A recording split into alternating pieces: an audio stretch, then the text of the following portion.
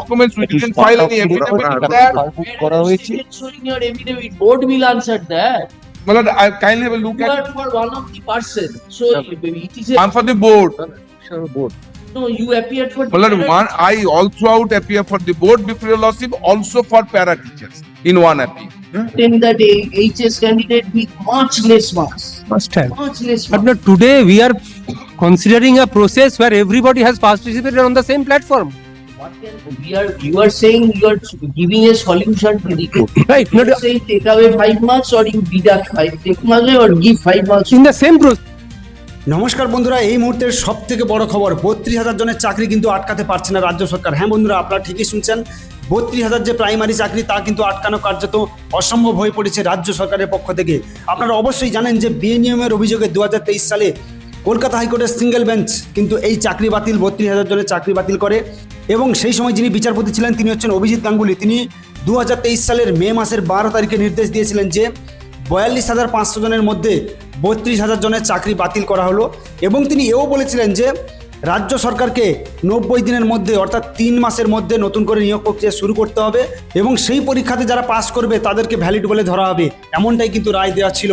তো বিকাশ রঞ্জন ভট্টাচার্য এবং ফিরদৌস শামীম এই মুহূর্তে কলকাতা হাইকোর্টে যেভাবে সওয়াল জবাব করছেন এবং চাকরি যারা প্রার্থী রয়েছেন, যারা চাকরিজীবী প্রার্থী, যাতে তাদের চাকরি না যায়, তাদেরও আইনজীবী কিন্তু কোর্টের মধ্যে রয়েছেন। তারা একটা কথা বলেছেন যে 32,000 জনের যাদের 5 নাম্বার অ্যাপটিটিউড টেস্ট হয়নি, কেননা এখানে বড় অভিযোগ উঠছে যে অ্যাপটিটিউড টেস্ট এটা কিন্তু মাস্ট হওয়া উচিত, কিন্তু এটা কিন্তু কোনো পরীক্ষার্থীর ক্ষেত্রে হয়নি। তো 32,000 জনের মধ্যে যারা রয়েছেন তারা পরিষ্কার করে বললেন যে হয় সবাইকে 5 নাম্বার করে দিন, না হলে সবার থেকে 5 নাম্বার করে কাটা হোক এবং নতুন করে প্যানেল করা হোক, সেখানে যারা ভ্যালিড বলে হবে বা যারা পাস করবে তাদের চাকরি থাকবে, এমনটাই তারা মন্তব্য করলেও বিকাশ রঞ্জন ভট্টাচার্য এবং ফিরদৌস শামীম এনারা কিন্তু পরিষ্কার করে বুঝিয়ে দিচ্ছেন যে পুরোটাই কিন্তু দুর্নীতির ওপরে এই প্যানেল তৈরি হয়েছে। শুধু যে বেনিয়মের অভিযোগ তা নয়, আমরা এসএসসির ক্ষেত্রে দেখেছি শুধু যে চাকরি শুধু সাদা খাতা তা নয়, সেখানে নাম্বার বাড়ানো, র্যাঙ্ক জাম্প আর প্যানেল বহির্ভূত, মানে প্রত্যেকটা সিস্টেমকে এরা ভেঙে চুরে সেখানে নিয়োগ করেছে। প্রাইমারির ক্ষেত্রে তার থেকেও বেশি, এমনটাই আশা করছে আইনজীবীগণ। তারা পরিষ্কার করে বলছেন যে প্রাইমারি ক্ষেত্রে এমন কোনো দুর্নীতি হয়নি যেটা প্রাইমারির ক্ষেত্রে হয়নি।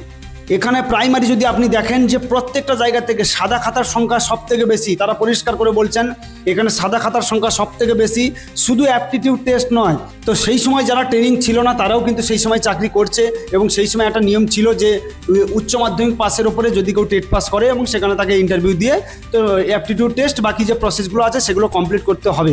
কিন্তু সেই 2014 সালের যে প্যানেল সেটা যদি আপনারা দেখেন সেখানে কিন্তু কোনো অ্যাপটিটিউড টেস্ট হয়নি, র্যাঙ্ক জামও হয়েছে, নাম্বার বাড়ানো হয়েছে, সাদা খাতা। সব থেকে বড় কথা 2014 প্রাইমারির কোনো কিন্তু খাতা নেই এই মুহূর্তে, একটাও কোনো মিরর ইমেজও নেই আর অরিজিনাল খাতাও নেই। এই মুহূর্তে কোনো সিবিআইও কিন্তু কোনো কিছু দেখাতে পারবে না।